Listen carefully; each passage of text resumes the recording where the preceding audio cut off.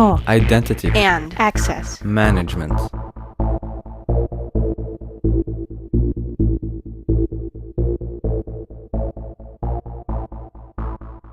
Welcome to the Identity at the Center podcast. I'm Jeff, and that's Jim. Hey, Jim. Hey, Jeff. How's it going? I'm pretty good. Yourself? Good. It was actually one of those days where I was able to catch up on all of my webinars. So I've been watching webinars all day, or I shouldn't say all day, but I got to see one on e-voting, another on DevSecOps, and I got to rewatch the webinar from our esteemed guest today. Yeah, we have a guest today. His name is Vittorio Bertocci. He's a principal architect at Auth0. If you have been to an identity conference in the last, 15 years or so, and you've seen this amazing, just mane of hair striding down the hallways and with a gaggle of people just hemming and hawing and following him, then you've seen him. You can't miss it. He has the best hair in IAM, hands down.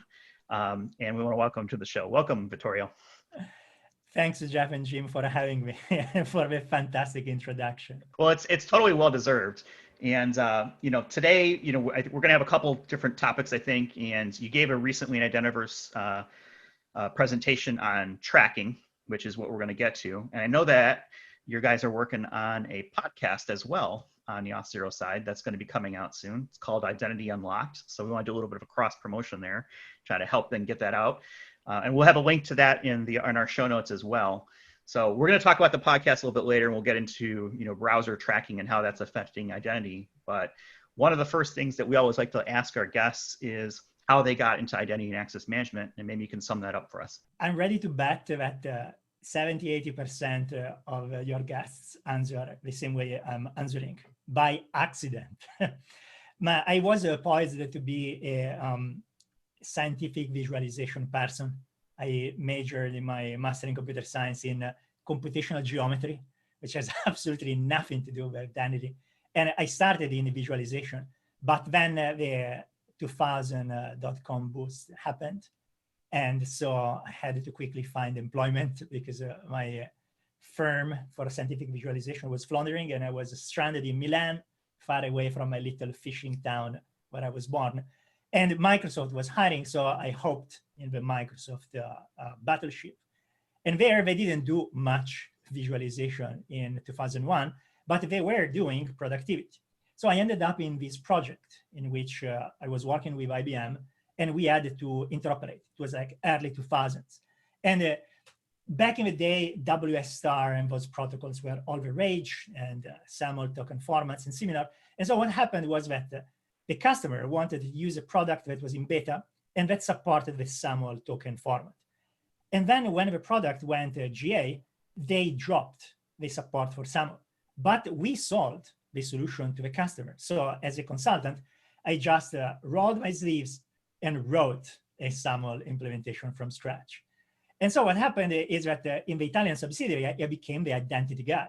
So people would come and ask me questions, and I'd have no idea. But I would just hit Google because I didn't want to disappoint them. And I would learn the answer and give it to them. And so basically, I became a self-fulfilling prophecy. And I became the identity guy because I learned. And then Redmond had an opening for someone with that particular experience, like hands-on experience, which wasn't very common back in the day, again, 2005. And so they offered me a position there. So I said, well, let's try. I'm told that America is fun. So I moved to the States, and it turned out that it was absolutely fantastic. Like I worked there for a good 17 years, and I focused on identity and developers in particular, this special intersection that back in the day didn't get a lot of attention. Now it's way better. And so I worked first in evangelism. I wrote books. I did conferences. And then I moved to the engineering team, and I started contributing directly to the identity SDKs and to the various developer tools that Microsoft has, Visual Studio, Azure, and helping people to add identity features. And then about 2.5 years ago, I decided that I wanted to try something a bit more direct, so more like startup-y. And so Eugenio and Matthias, the co-founders of Auth0, were good friends. We worked together. And I thought it was a great fit for the audience I want to touch on, which is, again, developers interested in identity. And so I've been one of their architects since then. So that's my tortuous trajectory in IAM. So we always have the question of whether IAM found you or you found IAM. It sounds like IAM found you, which is pretty cool. And I think the story you guys are developing over at Auth0 is very interesting. But the kind of the genesis for this episode and kind of what drew us to invite you to be a guest was your Identiverse presentation. The name of it was Browser Features versus Identity Protocols, an arms race. The topic of website tracking was something that you really delved into, and without kind of giving away the answer, I'm going to put it to you. Can you give us kind of an overview of what you talked about? Absolutely. I think this is one very relevant topic that will become more and more relevant as things move forward. And the basic idea is that there is a lot of user tracking going on because it's extremely lucrative. And it's really a powerful tool. And the way in which this tracking occurs uses some primitives offered by the browser. And those primitives are the same primitives that are used by identity protocols to manufacture the end user experience and the effects of signing in and similar. So what happens is that when browsers try to prevent tracking, they also disrupt identity protocols. And so largely the talk was an exploration, a ultra quick exploration, because I just had 20 minutes. So I had to basically wrap and speak really fast. But I just gave a flavor of the problem, a flavor of like why there are shared primitives between the two use cases, tracking and identity. And then I just presented, sprinkled around the landscape of possible solutions, because this is a problem that everyone is aware of, and everyone, browsers, identity people, and users, we are all trying to find a way forward that preserves what we have while preventing these tracking problems. If the browsers are trying to kind of implement methods to prevent tracking, they can interfere with the way single sign-on protocols work. One of the questions I was wondering is there a difference, or are there some advantages to developers using OpenID Connect or OAuth2 versus SAML in order to kind of stay a step ahead? Is one advantageous over the other? Both universes, so the identity with SAML or the identity with OpenID Connect /auth, they have all a number of different options. Let's say that those protocols like cover multiple sub-scenarios. Depending on the scenario that you pick, you might actually avoid those problems. And typically the core of these problems is cookies. Cookies are used as a way of maintaining state in a stateless protocol and giving this state to the user agent, the browser. And if you use options that don't require the use of cookies, then you are in a good place. And it is indeed possible, like if you use the artifact binding, or if you use in OpenID Connect some of the more server-side flows as opposed to front channel, you could do that. But it's not a good solution because SAML has an extraordinarily large deployment base. Like it's everywhere. And a lot of the software that powers those deployments is done, calcified.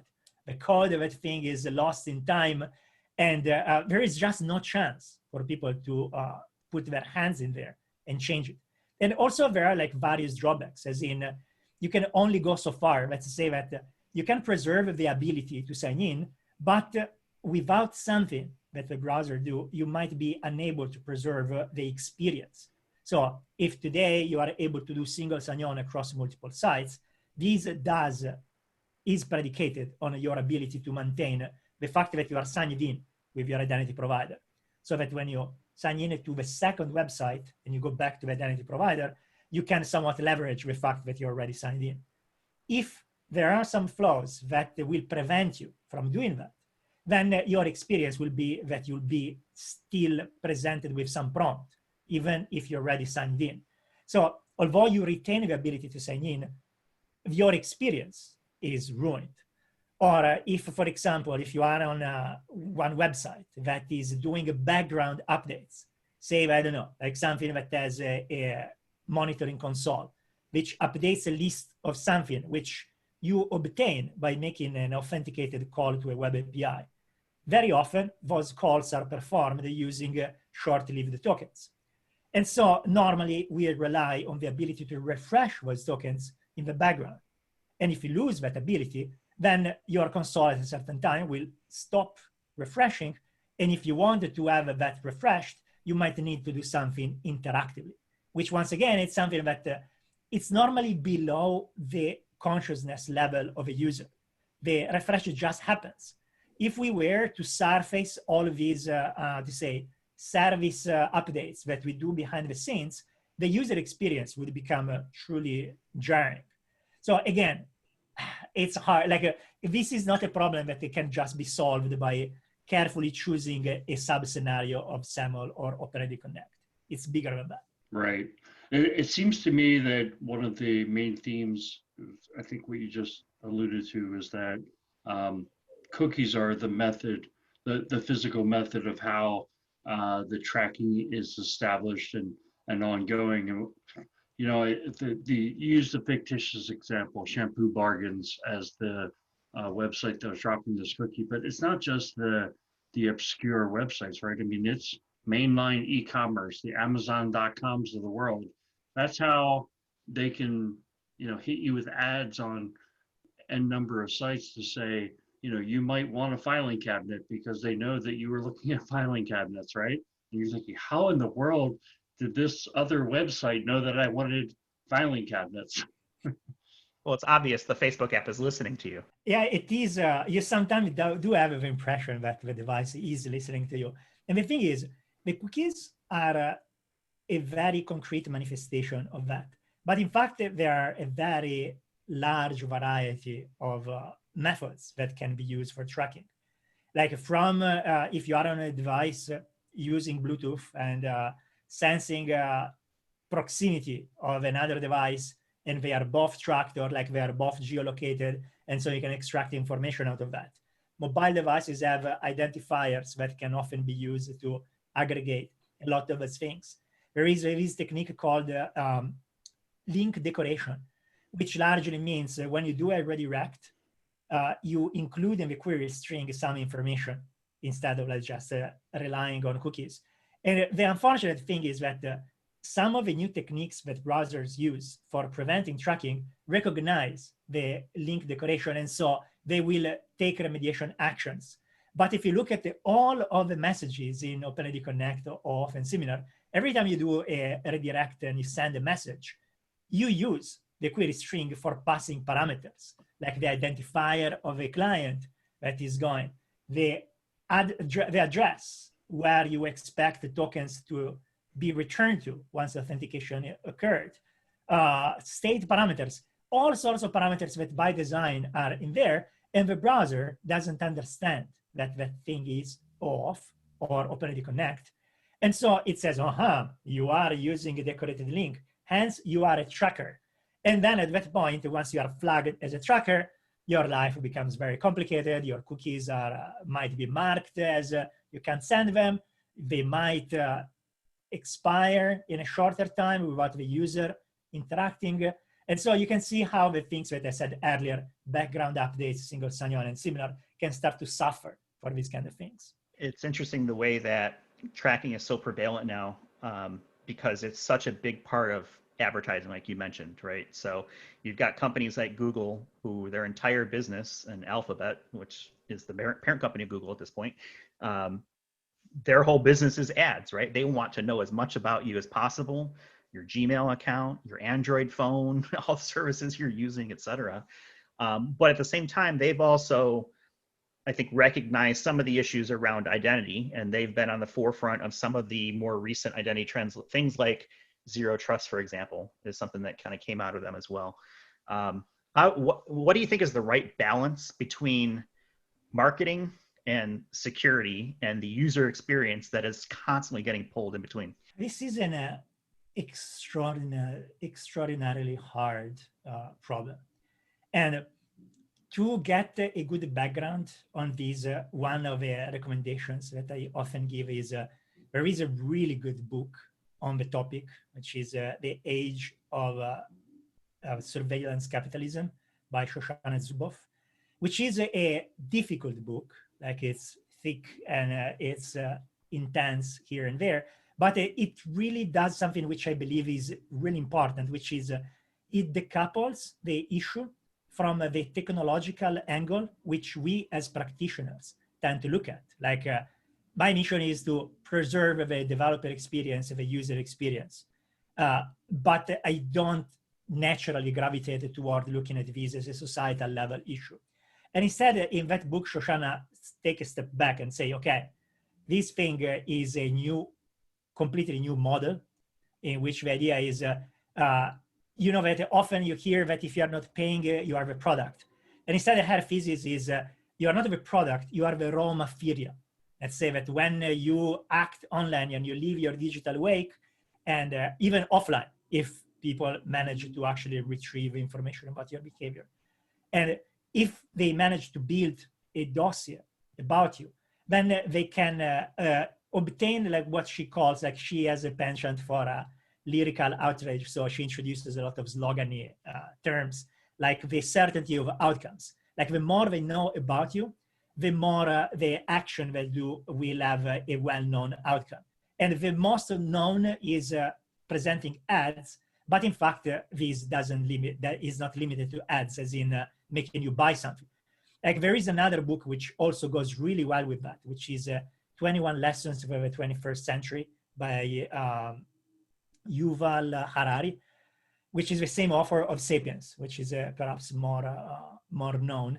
And the main, again, excellent book. But the main point there is AI is machine learning, all of these techniques, which are not particularly new, but that they are coming to fruition now because we have enough data and enough computational power, actually give to algorithms companies that have enough insight about you to potentially know more about yourself than you yourself do.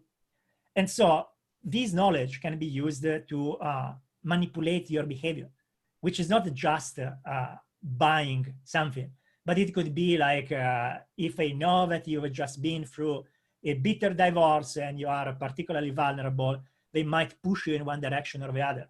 Or I don't want to get into that, but I'm sure that you read ad nauseum Cambridge Analytica and all this kind of behavioral manipulation, which becomes really serious because like when you have so much data about people, you can really jump to conclusions and find exactly what is the message that you need to present at what time. So these attempt, like even if it makes my own life difficult because it breaks my SDKs, it breaks my services and forces me to update them. So I'm not crazy about it.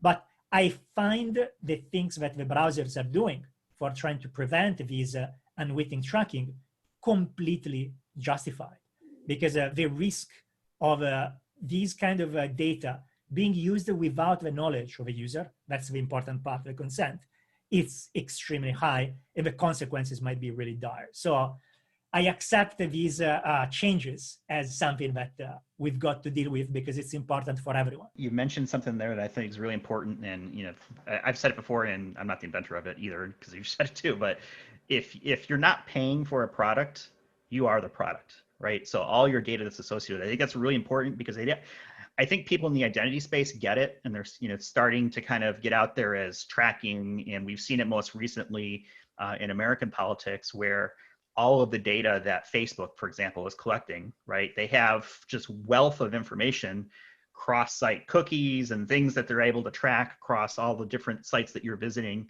and put together a fairly accurate picture of who you are, the type of person you are, what are your likes, dislikes. And, we've seen that weaponized in the form of, election interference and targeted messaging to rile up different, parts of the population, those sorts of things. And I think it's really important for people to understand that, this is a big deal. The problem is because of the way the identity is currently constructed, through the use of very similar mechanisms of tracking, that there is certainly going to be issues that are going to come up when, for example, Apple in the next version of iOS and macOS is really going hard after trackers in the Safari browser. And they are, they've been, I would say, on the leadership side of privacy for their customers, for all the other things that people certainly have issues with around, App Store and walled gardens and their whole ecosystem. That seems to be an area that they have been relatively consistent in, is the privacy of the user. Things like sign in with Apple that obfuscates the email address for individuals who choose to take advantage of that. Now, what's interesting is that typically that kind of thing only works if you're in the Apple ecosystem. So, if you're a Windows, Android user, or if, you're someone like me who bounces to the latest, greatest thing, whatever that may be, you may not be able to take advantage of all that. But I sense a coming browser war and marketing war against privacy trackers and, marketing, and identity is certainly getting stuck in the middle of that. Yeah, it's a really interesting moment. And I have to say that different actors display a different degree of openness to discuss. So, for example, you mentioned Apple. 2 years, like 3 identiverses ago, it was when Apple introduced ITP2.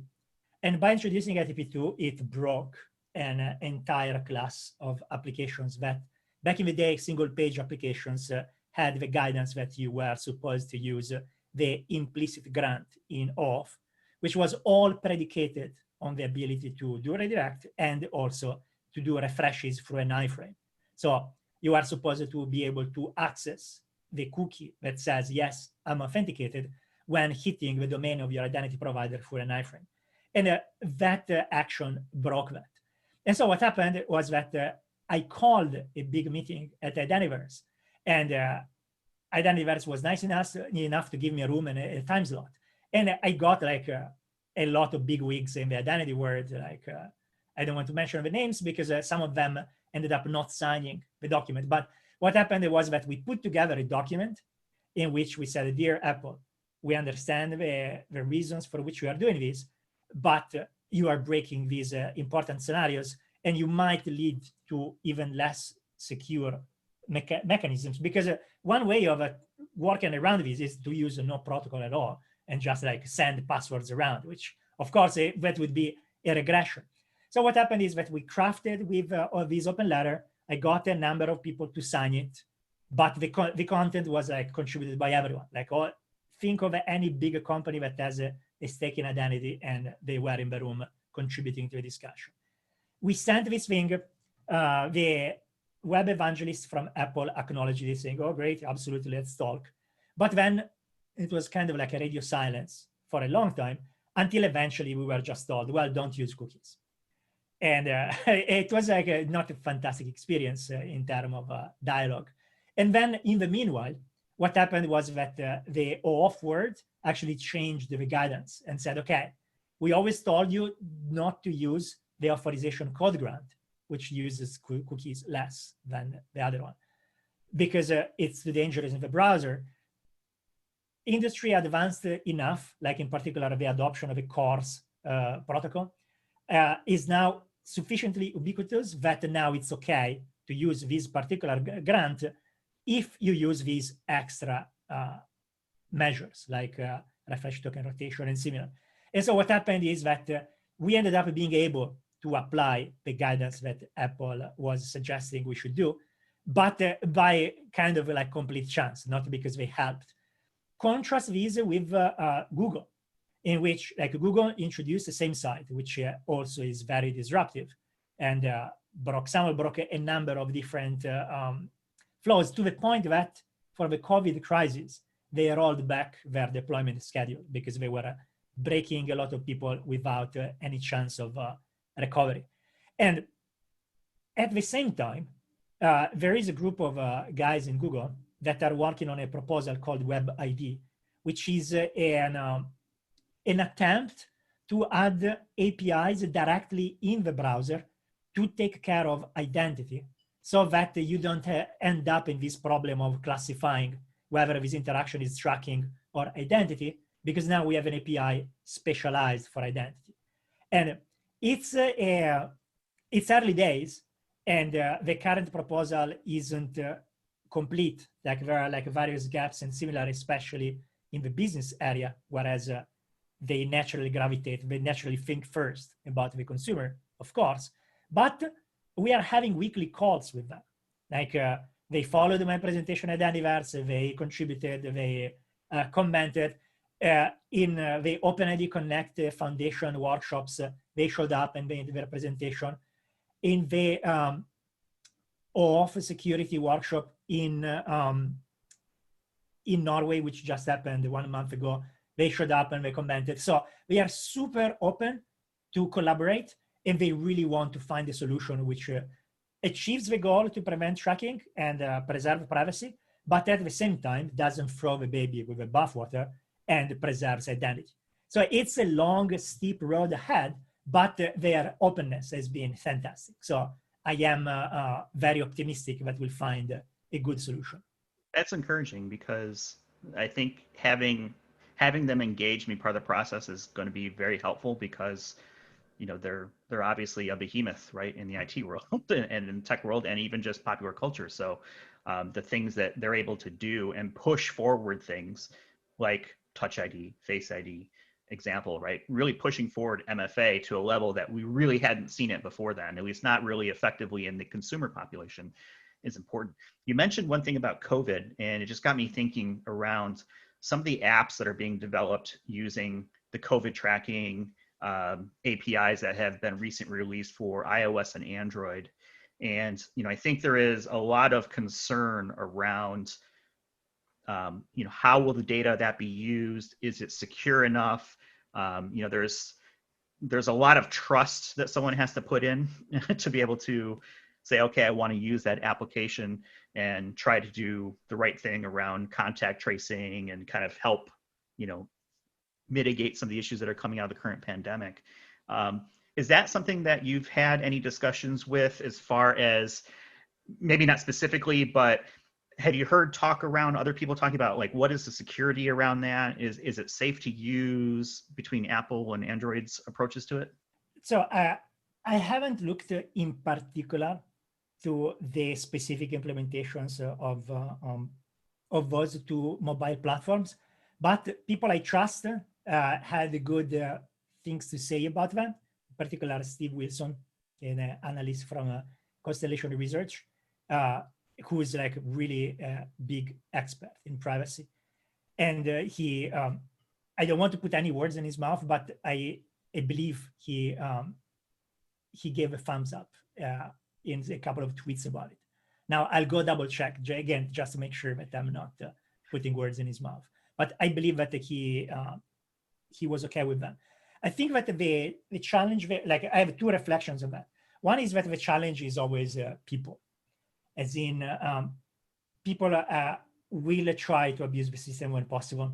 I remember reading in the news that in some country there was like this contact tracing requirement in which people would have to actually give their contact to the operator, like it was a pizza place. They went to grab a pizza to go, and they had to give their contacts. And then one of the employees of a pizza parlor actually stalked one lady that went there because he had her contact. And so he showed up at her door or something crazy like that. Now you can transport these into, we have a math for doing perfect, I would say, privacy preserving contactless stuff. But the thing is that the system is very fragmented. Let's say that there are many different approaches. There's a lot of politics ongoing. So some people sometimes endorse one system or the other, not out of technical merits, but more for affiliations and similar, which in turn lowers the trust of the people that normally would rely on experts to guide them on these matters. And so you end up with this patchwork of different apps that are not compatible. And also, notably absent in all of these, I believe there is this decentralized identity. Like there is this big movement on DID and similar, but ultimately, these looked like the perfect storm, the perfect application for a good privacy preserving solution, but the majority of the solutions I've seen are not based on that technology, which to me, once again, it suggests that it's more of a solution searching for a problem rather than vice versa. But that's my personal bias. I think it's real interesting the way this conversation has gone, because one of the questions I wanted to ask was, your Identiverse presentation focused a lot on the use of tracking from a marketing perspective. And what I wanted to ask you was, are there other uses of tracking for kind of nefarious purposes? And you brought up Cambridge Analytica. And for anybody who hasn't seen The Great Hack is a documentary on Netflix, and it kind of just relives that whole and reveals what happened with Cambridge Analytica and the influence on the 2016 U.S. presidential election. I highly recommend it. Go out and spend a couple hours watching that if you're in this field.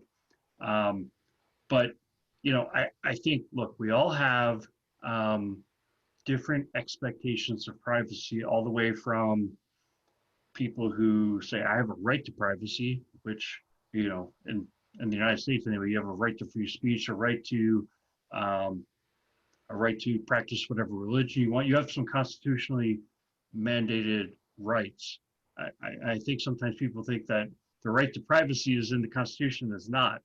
You also have other people on the other end of the spectrum who aren't concerned about their privacy as much, especially if they're able to get more services, or like Jeff brought up, the whole idea of the contact tracing, and like, yeah, that's a societal benefit of giving up your privacy. And then you have some people who fall everywhere else in between in the spectrum. I consider myself somewhere in between. But I think that Cambridge Analytica and kind of how it got exposed really soured people on, tracking and how it can be used, and how companies can use it to manipulate us. And, it's one thing if you're trying to sell me a fancy file cabinet, I kind of don't care. But if you're trying to influence the way I think, the way I vote, and the way this country is going to be run, I do have an issue with that. And I don't want to be used in that way. So I guess I'm just throwing that out there.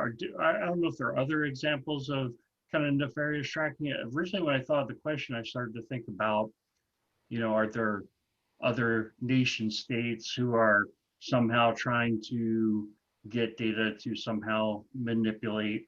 And I would think the elections are probably, ground zero for that. But any thoughts that you're having there, Vittorio, and anything I just said?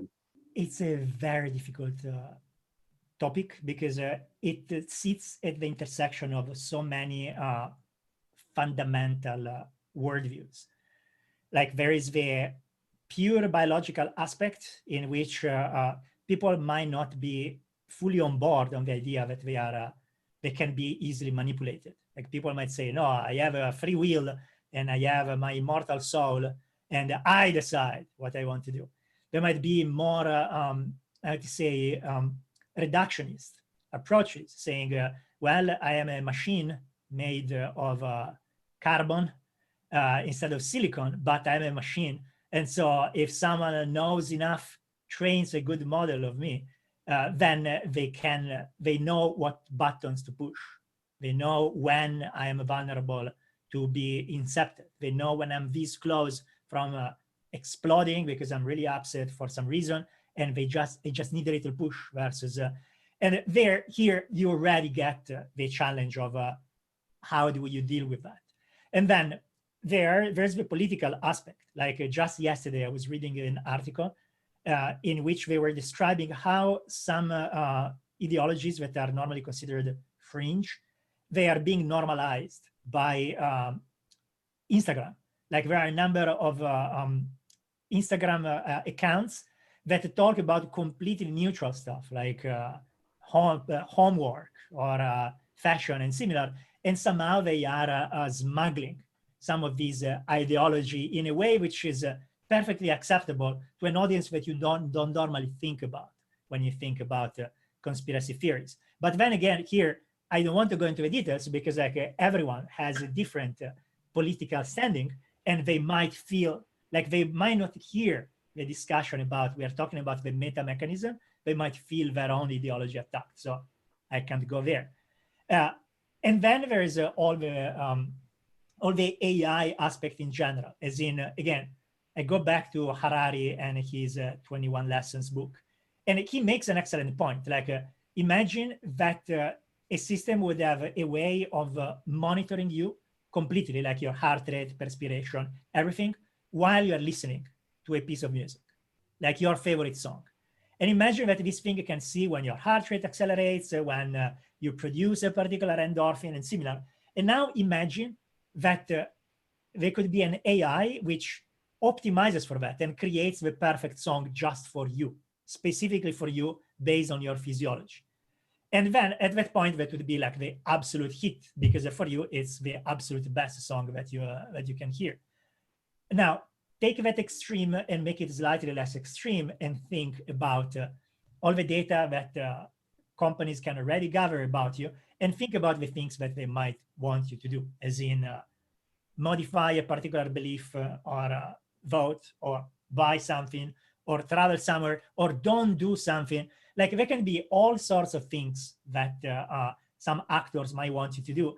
And it's super hard to detect it, because it's given that when you think about machine learning, you have strong features and weak features. Strong features are the things that we as humans can see and cause an effect, in which you say, well, okay, clearly a big weight falls on my foot and my toe breaks. It's like obvious.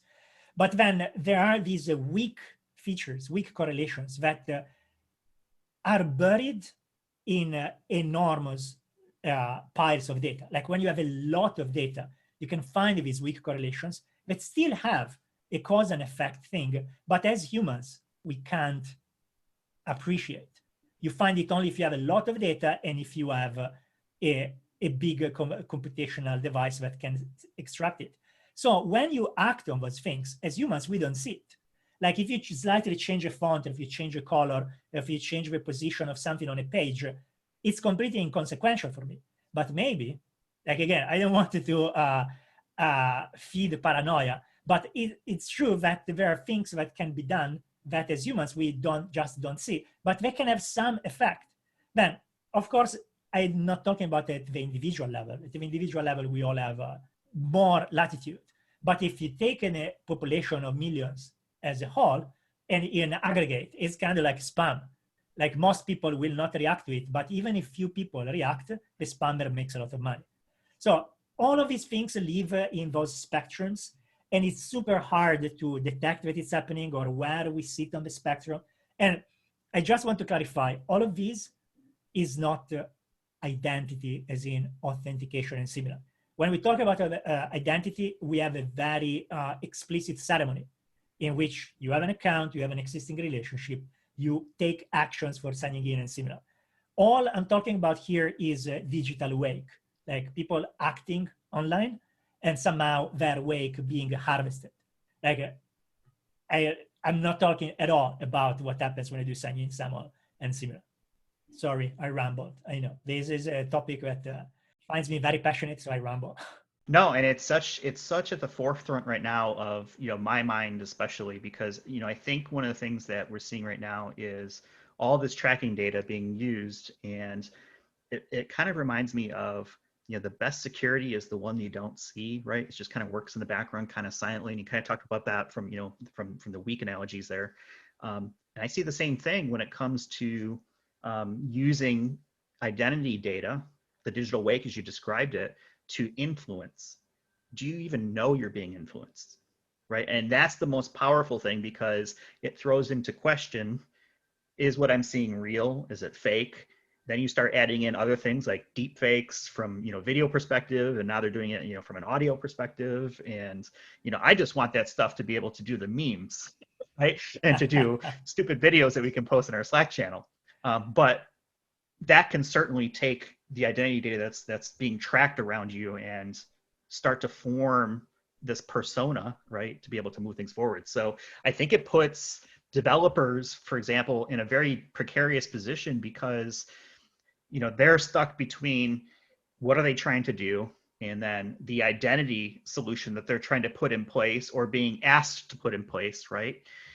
And it's a very tough bridge to be on sometimes, and it makes it really interesting to talk about, how would that data be secured? How is it going to be used? How is it not going to be used? How is it going to be protected? Are we hashing this? Or is someone able to, pull all this information out of a exposed S3 bucket, and then next thing you know, you've got this dossier of information on a whole bunch of different people, and you can use it for any number of reasons, right? Maybe it's just spam, maybe it's Bitcoin, like we saw with Twitter a few weeks ago when they had their issue with a bunch of accounts getting compromised. I said it then, and I'll say it again. That could have been a lot worse, right? I mean, what if someone had tweeted out something under the persona of Joe Biden saying, he's dropping out of the race, or wanted to move markets or things like that, right? I mean, there's a lot of bad things that could have happened. And I think a lot of times the development community that's actually doing the plumbing between these different applications and ideas that people have from a product perspective get stuck in the middle of it. Is that something that you've had some conversations around and have any thoughts on? This is a really good point to clarify. From the developer perspective, from the architectural perspective, of course, we strive to be as secure as possible and as sealed as possible. So typically when we build systems, we build systems with their own laws of physics. So if you are an employee of company X, then privacy considerations between you and your employer have a specific boundary. Like there are sets of information which are somewhat shared, like your business email is yours, but it's also your employer's. Your employee number, again, is in similar situations, and apps that your employer is using have an expectation of having access to information about you that often will occur without you consenting every time. Like when you enter in a contract, a work relationship with your employer, there are a number of things that you'll do. And the same goes when you get into applications, as in there is a terms of use that you accept. And then within the terms of use, then the identity that you explicitly deal with is part of that contract. Then in that context, of course, things need to be as secure as possible. So the thing that you bring up with Twitter, there, it wasn't as much a problem with tracing, which is more about, again, involuntary dropping a trail behind you and large scale. So it's not like spearheading one specific individual.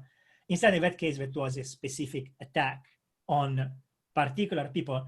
And then it was compromising one particular system, which go well beyond harvesting information about users and then using them to position ads. And there, of course, lots and lots of discussions.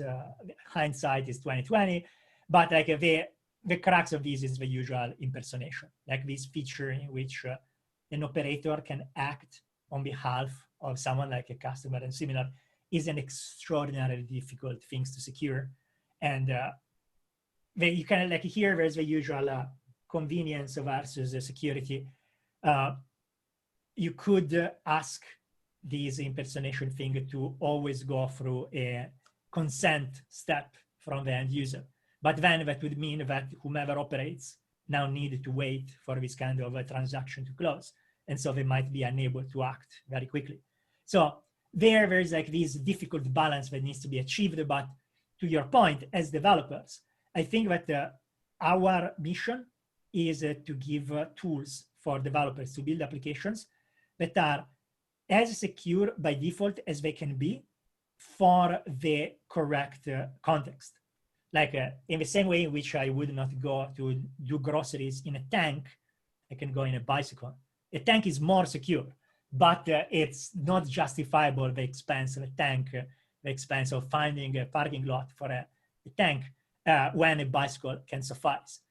But the point is that as security experts, as identity experts, we need to choose what's the best default, be as secure as the user can tolerate and the developer can tolerate, and then always offer options to up that security and lower that security. But it's a hard thing because the end users, but also developers, are usually not experts in identity.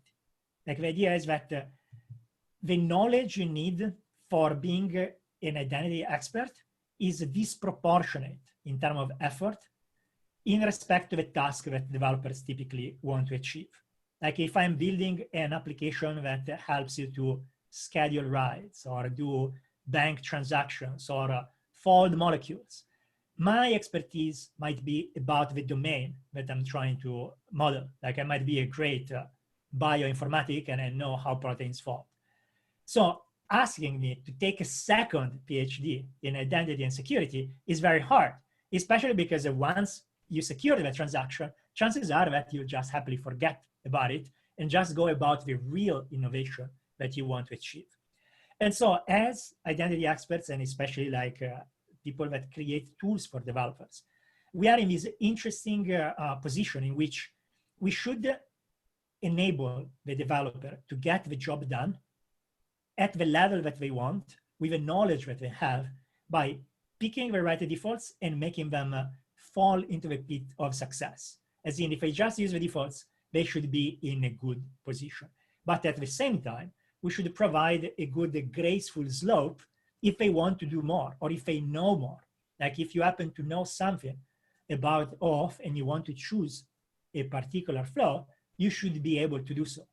You simply should not be forced to know that in advance in order to use this thing. It's kind of like if you want to wash your hands, you need to know which faucet gives you hot water or not. You normally don't need to know whether your pipes are copper or PVC or similar. But if you're using the water for some kind of chemical reaction, you might want to know what is the kind of pipe. So in your little manual, you should have, the first page should be quick start.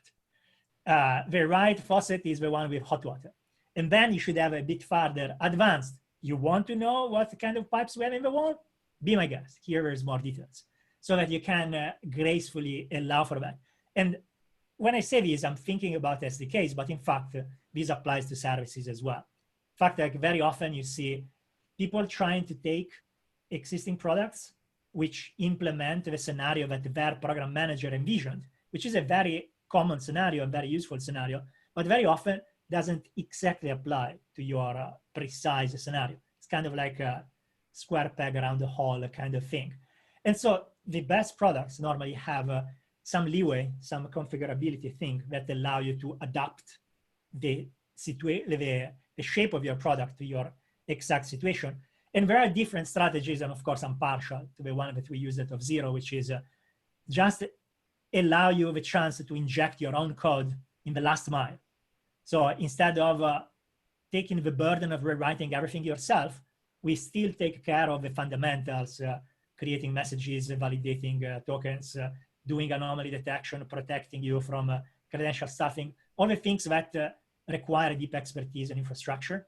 But then if at the last mile, you want to add some code which picks up your own custom parameter and does something else, we allow you to do so, so that you get the best of both worlds. Sorry, I, again, got passionate about our stuff. No, I mean, we've, Jeff and I have been working on a project recently where we're looking at build versus buy analysis for IAM. You brought up this scenario of, you know, a developer who's focused on building business functionality, also having to build IAM functionality. So that's within a person, but within an organization, it's kind of the same thing, which is the organization wants to focus on building their product, right? Or building the technology that supports their product. And identity and access management now is, you know, our industry has come a long way, right? The tools are a lot better than they were a decade ago. But again, it's something where it's a tough case to make that you should build your own identity management infrastructure, unless it's very simple, because of all the things that surround identity and access management. It's not just authentication and registration, but it's, you know, preventing that threatening activity that happens. It's all the other use cases, and it's these evolving standards that if you're working with an organization, with a commercial organization, a commercial product, that vendor should be moving it along. And so I think that's also the importance of, selecting a vendor that is forward-looking, is doing R&D and investing in their product to bring it to that you can feel confident that 5 years from now they're going to have 5 years worth of a better product that you can leverage. But I think we are starting to get toward the end of our time. You've been very gracious with your time with us today, and I think our listeners have gotten a lot from this. In summary, I think, if you don't put identity at the center, you could end up with your identity unlocked. And so that's the transition into the discussion about your podcast, Identity Unlocked. So I wanted to give you an opportunity to let our audience know what is your podcast going to focus on? Who are the types of folks that you're going to have on it, and where can they find it? Thank you. That was a fantastic transition. Really nice. The idea behind this podcast is to make more accessible some of the things that happen in the halls of standard making institutions. Like if you participate in the standard creation process, you'll see that there are many high bandwidth conversations that are designed to build a consensus. Like say that we want to update OAuth to be a bit more modern and better reflect the scenarios that we have today, rather than the one we had 10 years ago. What happens is that there is a large number of, or not so large number of volunteers, all experts in this area, which collaborate via mail, and we also meet like 3 times a year, this year virtually, but normally we actually fly someplace and have some in-person discussion. And we try to build consensus on what to write in the specification. And it's super important because the specification becomes almost like a legalese document in which every piece of language is very dense, is polished like a pebble in the water by a lot of discussions. And it's correct, but sometimes it's impenetrable because it's really written in this very formal language. And also, a lot of times, the discussion that led to that particular piece of language get completely lost.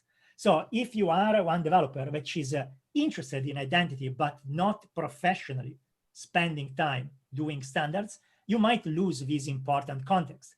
And so once news come out, like for example, when the implicit flow fell out of favor, not flavor, what happens was that a lot of people panicked. They thought that perhaps some new vulnerability was found, and then now it was a liability to have that particular flow in production. And instead, it wasn't the case. It was more of like, okay, we think times are mature for moving to something which is more secure by default, but that doesn't mean that people having that particular flow are not secure today. So that particular incident inspired me to try to brainstorm, how can we help people that are not part of this process to understand what's happening in the identity standards world, to explain the latest wave, as in things that are still being worked on, and so there are no explainers, there are no plural side classes, there is nothing that explains exactly how it goes. And I thought also I have a personal relationship with pretty much everyone in those standard bodies. And so I said, how about we reproduce the atmosphere that we have at the bar in the evening after identity hours, in which we get at the bar, we grab our drink, and we talk about the interesting thing that happened during the day, but say that together with us, there is someone who's not an identity expert. Yeah, they might be a developer, they might be a technical, but they don't know identity. And being good people, we don't want to leave them excluded. And so we try to use a language that does not necessarily entail being an identity expert, or we anchor things into practical scenarios, things that are more concrete and similar. And so basically, that's what's happening in that podcast. Like I interview every time a guest, which is an author of some specification. So we have one episode about sender constraints in Depop. We have one episode about WebAuthn. We have one episode about the best practices for security document for OAuth. We have one episode on GNAP, which is an evolution of OAuth, or in general of authorization rather than OAuth itself. So that's what we are trying to do. And it's super hard because some of these specifications really go ultra deep.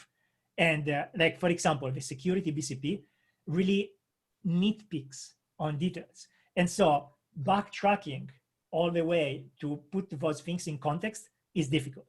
So this season is a bit of an experiment. So we'll release the first episode in September, and we'll see what happens. These might be, it's going to be very advanced, but it does surface information that you don't find anywhere else. So we'll see what the audiences think. That sounds super interesting, and I'm excited to listen to it. So where will we be able to find it? Will it be on the Auth0 website? Will it be somewhere else?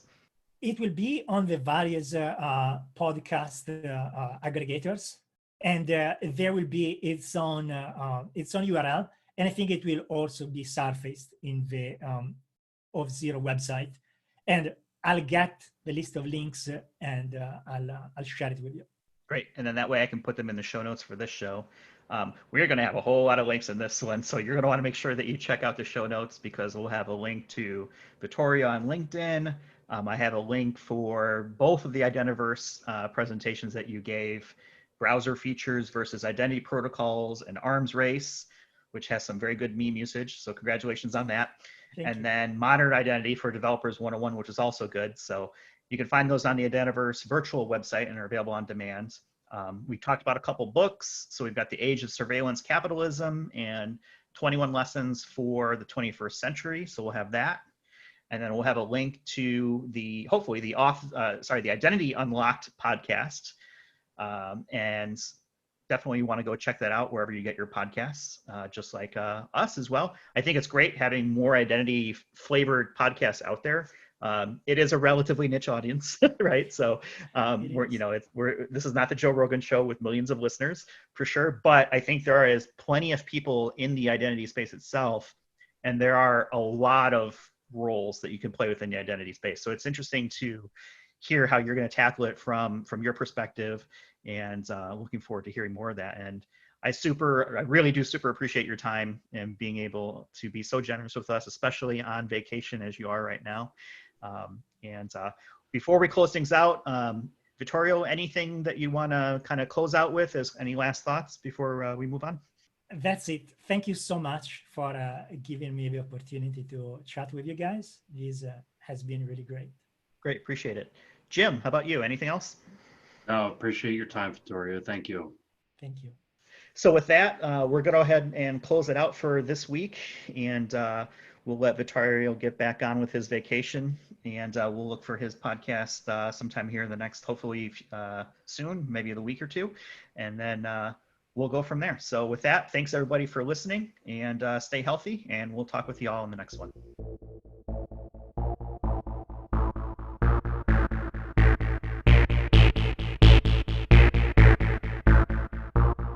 You've been listening to the Identity at the Center podcast. For more episodes, visit identityatthecenter.com.